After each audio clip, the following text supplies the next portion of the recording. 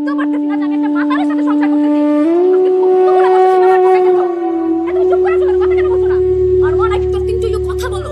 তুমি কি তোমার সমস্যা লাগতেছো, হ্যাঁ? এই তুমি আমার ওয়াদা করছিলা না? তুমি আমার প্রমিস করছিলা যে তুমি আর কোনোদিনও কথা বলবা না। মদ ছুঁয়েও দেখবা না, শ্বাস দিবা না। সেখানে তুমি মদ খেয়ে আসছো। গত 2টা দিন আমি ছিলাম না। এই 2টা দিন তুমি ভরপুর মদ খাইছো। আমার সঙ্গে তুমি কোন মুখে করে? আমি তোমার মুখ করে খাবো। তুমি আমার আলিঙ্গিত করে রাখো এখানে। আর বাস ছেড়ে দাও আমাকে। আমার কথা এত রাতে সরি, ডিস্টার্ব করলাম। ঘুমাচ্ছিলেন? না না, আমি ভাবলাম কোনো ঝামেলা আছে নাকি।